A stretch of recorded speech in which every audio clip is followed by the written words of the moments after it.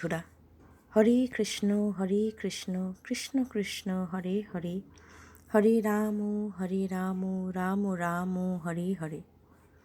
আশা করছি সকলে খুব ভালো আছেন, সুস্থ আছেন এবং শ্রীকৃষ্ণের সাথে আছেন। আজ আর সময় নষ্ট না করে আমরা গীতা পাঠ শুরু করব এবং সবার প্রথমে আমরা পাঠ করব গীতা মাহাত্ম্য। ওম শ্রী পরমাত্মনে নমঃ। গীতা মাহাত্ম্য। গীতা শাস্ত্রমিদং পুণ্যং যঃ পঠেৎ প্রযতঃ পুমাन् বিষ্ণুঃ পদমবাপ্নোতি ভয়শোকাদিবর্জিতঃ। গীতাধ্যয়নশীলস্য প্রাণায়ামপরস্য চ নৈব সন্তি হি পাপানি পূর্বজন্মকৃতানি চ। মৌলনির্মোচनं পুংসাং জলস্নাनं দিনে দিনে সকৃৎ গীতাম্ভোষে স্নাनं সংসারমৌলনাশনম। গীতা সুগীতা কর্তব্য কর্মণ্যৈ শাস্ত্রবিস্তৃতৈ যা স্বয়ং পদ্মনাভস্য মুখপদ্মদিনিশ্রিতা। ভারতামৃত সর্বস্বং বিষ্ণুবক্ত্রাদ্রিনিশ্রিতম গীতা গঙ্গোদকং পীত্বা পুনর্জন্মো ন বিদ্যতে। সর্বোপনিষদো গাবদুগ্ধা গোপালনন্দন পার্থবৎস সুধীর্ভোক্তা দুগ্ধং গীতামৃতং মহৎ। একং শাস্ত্রং দেবকীপুত্র গীতমেক দেব দেবকীপুত্র এব। এক মন্ত্রস্তস্য নামানি যানি কর্মাপ্যেকং তস্য দেবস্য সেবা। এবারে আমরা গীতার চতুর্থ অধ্যায়ে নবম শ্লোক থেকে শুরু করব। শ্রী ভগবান শ্রীকৃষ্ণের জন্ম এবং কর্মসমূহকে দিব্যরূপে জানার ফল। জন্ম কর্ম চ মে দিব্যমেবং যো বেত্তি তত্ত্বতঃ ত্যক্ত্বা দেহং পুনর্জন্ম নৈতি মামেতি সহর্জুন। এই নিমিত্ত হে অর্জুন, আমার জন্ম এবং কর্ম দিব্য অর্থাৎ অলৌকিক। এই প্রকার যে ব্যক্তি ইহা তত্ত্বত জানে, সে শরীর ত্যাগ করে পুনরায় জন্মগ্রহণ করে না, কিন্তু আমাকেই লাভ করে। সর্বশক্তিমান সচ্চিদানন্দ ঘন পরমাত্মা অজ, অবিনাশী এবং সর্বভূতের পরম গতি এবং পরমাশ্রয়। অজ মানে যার জন্ম হয় না। তিনি কেবল ধর্ম স্থাপন করতে আর সংসারকে উদ্ধার করতেই স্বীয় যোগমায়া দ্বারা সগুণ রূপ হয়ে আবির্ভূত হন। এর জন্যে পরমেশ্বরের তুল্য সুহৃদ প্রেমিক এবং পতিত পাবন দ্বিতীয় কেউ নেই। এইরূপ বিবেচনা করে যে পুরুষ পরমেশ্বরকে অনন্য প্রেমের সঙ্গে নিরন্তর স্মরণপূর্বক আসক্তিরহিত হয়ে সংসারে জীবনযাপন করে, সেই তাকে তত্ত্বতঃ বলে জানে। তাহলে তত্ত্বতঃ অর্থ কি আমরা জানলাম, এবং ভগবান শ্রীকৃষ্ণ অর্জুনকে বলছেন যে হে অর্জুন, আমার জন্ম এবং কর্ম হলো দিব্য, অর্থাৎ আমি যা করছি তা হলো দিব্য, অর্থাৎ আমার দ্বারা যে কাজ করা হচ্ছে তা হচ্ছে সম্পূর্ণভাবে অলৌকিক। তা আছে, আবার নেইও, আবার তা আছে, বিভিন্ন রকমভাবে তা বিভিন্ন রূপে তা প্রকাশমান, আবার তার কোনো প্রকাশ নেইও। আর যে ব্যক্তি এই তত্ত্বকে জানে যে আমার যা কিছু লীলা খেলা, আমার যা কিছু প্রকাশ, আমার যা কিছু তত্ত্ব, তা হচ্ছে এই সংসারের উন্নতির জন্যে যোগমায়াকে আশ্রয় করে প্রকাশিত, সে সেই শরীর ত্যাগ করে পুনরায় জন্মগ্রহণ করে না, কিন্তু আমাকেই লাভ করে। অর্থাৎ কি, সে যখন কেউ জেনে যাচ্ছে যে সেই হচ্ছে ঈশ্বর, সে হচ্ছে এক বিশাল সমুদ্রের মধ্যে ওঠা এক তরঙ্গ মাত্র, এবং সেই তরঙ্গটা তৈরি হয়েছে সেই সমুদ্রের জল দিয়েই, তাহলে তার মধ্যে, সেই ছোট্ট তরঙ্গটার মধ্যে আর সেই সুবিশাল সমুদ্রের মধ্যে কোনোই তো ফারাক নেই, সে তো তার মধ্যেই মিশে রয়েছে। তখন কিন্তু তার সে যে আলাদা হয়ে রয়েছে ঈশ্বরের থেকে, সেই বোধ তখন কিন্তু তার আর কাজ করে না, এবং সেই কারণে তার মৃত্যু হলে সে আর পুনরায় সে তার শরীর প্রাপ্ত হয় না, সে তখন ঈশ্বরের সাথেই থাকে। এবং যদি সে শরীর প্রাপ্তও হয় তাহলেও সে জানবে যে তার মধ্যে থাকা সেই যে শক্তি, তার মধ্যে থাকা সেই যে প্রাণ শক্তি, তা আসলে ঈশ্বরই। সে আসলে তো ঈশ্বরই, সে তো ঈশ্বরের থেকে আলাদা নয়। সে তাই তাতেই মানে শ্রীকৃষ্ণতেই সে সব সময় স্থিত থাকবে। 10 নম্বর শ্লোকে আমরা যাই। বীত রাগ ভয় ক্রোধা মন্মায়া মামুপাশ্রিতা বহব জ্ঞান তপসা পূতা মদ্ভাব বমাগতা। 10 নম্বর শ্লোকে বলছেন, হে অর্জুন, পূর্বেও রাগ অর্থাৎ আসক্তি, ভয় এবং ক্রোধ রহিত অনন্যভাবে আমাতেই স্থিতিযুক্ত আমার শরণপ্রাপ্ত বহু পুরুষ জ্ঞানরূপ তপস্যা দ্বারা পবিত্র হয়ে আমার স্বরূপকে প্রাপ্ত হয়েছেন। তাহলে ভগবান শ্রীকৃষ্ণ বলছেন যে রাগ, ভয় এবং ক্রোধ রহিত অনন্যভাবে আমাতেই স্থিতিযুক্ত। ঠিক একটু আগেই শ্লোকে যেটা বললাম, যে যখন কোনো মানুষ, যখন কোনো জ্ঞানী ব্যক্তির মধ্যে এই কনসাসনেস তৈরি হয়ে যায়, এই চৈতন্য বোধ তৈরি হয়ে যায় যে সে আসলে ভগবানেই স্থিত হয়ে রয়েছে, তখন কোনো রকম রাগ, আসক্তি, ভয়, ক্রোধ কোনো কিছুই তাকে স্পর্শ করতে পারে না। সে তখন দ্রষ্টা হয়ে যায়। তার শরীরে রাগ তো আসবেই, তার শরীরে লোভ আসবে, কামনা আসবে, ক্রোধ আসবে, সমস্ত কিছুই আসবে। কিন্তু একটা নদীর মধ্যে একটা শিলাখণ্ড থাকলে নদীর জল যেমন শিলাখণ্ডকে স্পর্শ করে আবার এগিয়ে যায়, ঠিক তেমনভাবেই এই সমস্ত আবেগগুলো তাকে স্পর্শ তো করবে, কিন্তু তাকে কোনো অ্যাফেক্ট করতে পারবে না।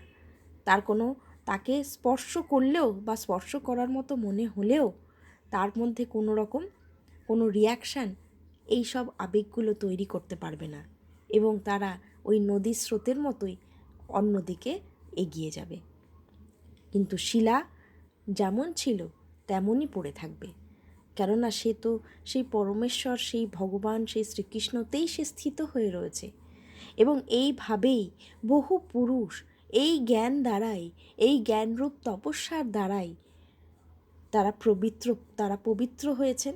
তাদের সমস্ত কোষাণু, তাদের সমস্ত কোষ, মনোময় কোষ, তাদের বিজ্ঞানময় কোষ, যাদের যত কোষ আছে, এবং তাদের যা শারীরিক কোষ বা সেল বডিজগুলো রয়েছে, তারা সমস্ত কিছুই সম্পূর্ণভাবে পবিত্র হয়ে গেছে এবং তারা স্বয়ং ঈশ্বরের স্বরূপকে প্রাপ্ত হয়েছে।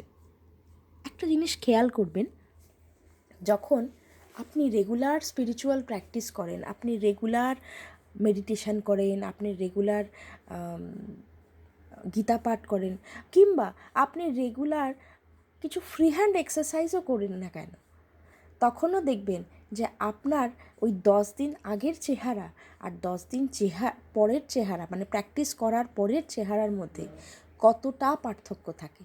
আপনার মধ্যে জ্যোতি আসে, আপনার রূপে এক তেজ আসে, আপনার রূপে আরও লালিত্য, আরও সৌন্দর্য যেন প্রতিভাত হয়ে ওঠে। সবই কিন্তু ঈশ্বরের স্পর্শ, সবই কিন্তু আপনার মধ্যে দিয়েই সেই ঐশ্বরিক শক্তি যেন প্রকাশিত হয়ে ওঠে। সবই কিন্তু খুব কিঞ্চিৎ মাত্র হলেও তা কিন্তু নিজেকে প্রকাশ করে। তাহলে ভাবুন, দিনের পর দিন, বছরের পর বছর, মাসের পর মাস যখন আপনি শুধুমাত্র ঈশ্বরের পদপদ্মে নিজের মন, প্রাণ, শরীর নিবেদন করেন, আপনি হাতে তো কাজ করবেন, কিন্তু আপনার সমস্ত মন থাকবে তার কাছে, তখন আপনিই ঈশ্বর হয়ে যান। এবং সেই জন্যেই এই যে কিছু সাধু পুরুষ থাকেন, কিছু যোগী বাবা থাকেন, বা যারা সন্ন্যাসী থাকেন, যারা প্রকৃত সন্ন্যাসী, যারা প্রকৃত জ্ঞানী, তাদের মধ্যে এক অদ্ভুত সুন্দর ঔজ্জ্বল্য লক্ষ্য করা যায়, কেননা তারা স্বয়ং ভগবানের স্থিত হয়ে যায়। তাদের মধ্যে সেই স্পিরিচুয়াল এনার্জিটা খুব বেড়ে যায়। যাই হোক, তাহলে আমরা এগিয়ে চলি 11 নম্বর শ্লোকের দিকে। যে যথা মাং প্রপদ্যন্তে তাং স্থৈতৈব ভজাম্যহম মম মত্তানুবর্তন্তে মনুষ্যা পার্থ সর্বস্ব। কেননা হে অর্জুন, যারা আমাকে যেভাবে উপাসনা আমিও তাদেরকে সেই রূপই ভজনা করি। এই রহস্যকে জেনেই বুদ্ধিমান মনুষ্যগণ সকল প্রকারে আমার পন্থাকে অনুসরণ করেন। যিনি বুদ্ধিমান, বুদ্ধিমান মানে কি না, যার মন তার বুদ্ধি দ্বারা নিয়ন্ত্রিত হয়। আগের শ্লোকেই আমরা পড়েছিলাম যে ইন্দ্রিয়কে নিয়ন্ত্রণ করে মন, মনকে নিয়ন্ত্রণ করে বুদ্ধি, আর বুদ্ধিকে নিয়ন্ত্রণ করে আত্মা। সুতরাং যিনি বুদ্ধিমান অর্থাৎ যার ইন্দ্রিয়গণ তার মনের বশবর্তী এবং যার মন তার বুদ্ধির বশবর্তী, তার সুবুদ্ধির বশবর্তী আছে, সেই সব ব্যক্তিগণ জানেন যে তাকে মানে ঈশ্বরকে যে রূপেই ভজনা করা হোক না কেন, তাকে যে ফর্মে, আল্লাহ হোক, গড হোক, কৃষ্ণ হোক, সাই বাবা হোক বা বুদ্ধ হোক, জৈন হোক, যে রূপেই তাকে ভজনা করা হোক না কেন, যেভাবেই তাকে উপাসনা করা হোক না কেন, দ্বৈতবাদ, অদ্বৈতবাদ, কত রকম তো পথ আছে, যে পথেই তাকে ডাকা হোক না কেন, তিনি সেই পথেই আপনাকে দর্শন দেবেন। আপনি তাকে ঠিক সেইভাবেই পাবেন। আসলে আলাদা করে না পাওয়ার কিছু নেই, কেননা পুরোটাই তো তিনি। যে পথটা ধরে আপনি অনুসরণ করবেন সেই পথটাও তো তিনি, যেভাবে আপনি ভাবনেন সেই ভাবনাটাও তো সেই ঈশ্বর। ঈশ্বর তো আপনার নিঃশ্বাসে, আপনার প্রশ্বাসে, আপনার শরীরের প্রত্যেকটা কণাতে বিরাজমান। এই বোধ যখন আপনার মধ্যে তৈরি হয়ে যায়, তখন আপনি প্রতি মুহূর্তে, প্রতি লহমায় পুলকিত হয়ে ওঠেন। আপনার মধ্যে এক চির শান্তি, এক প্রগাঢ় সন্তুষ্টি যেন বিরাজ করে। অপূর্ব লাগে, অপূর্ব অপূর্ব সেই অনুভূতি। তো সেই অনুভূতিকে প্রাপ্ত হতে গেলে আমাদের প্রতিদিন একটু একটু করে অভ্যেস করাটা খুব প্রয়োজন। ঈশ্বরের পাদপদ্মে মতি রাখাটা খুব প্রয়োজন। এবং আরও একটি জিনিস প্রয়োজন, সেটা হলো আপনার সৎসঙ্গ। আপনি যদি প্রতিদিন প্র্যাকটিস করেন এবং তারপরে আপনি যদি কুসঙ্গে পড়েন, আপনি যদি খারাপ কিছু দেখেন প্রতিদিন ফেসবুকে, হোয়াটসঅ্যাপে, ইনস্টাগ্রামে, কত তো সোশ্যাল মিডিয়ায়, টিভিতে কত কিছু তো হয়ে চলেছে, সেই সব অত্যাচার, সেসব হিংসাত্মক জিনিস যদি আপনি ক্রমাগত দেখতে থাকেন, তাহলে আপনার এভলিউশন তো হবে, আপনি এগোবেন তো, কিন্তু আপনি কিন্তু আরও বেশ কয়েক পা পিছিয়ে যাবেন। তাই সৎসঙ্গ হওয়াটা খুব প্রয়োজনীয়।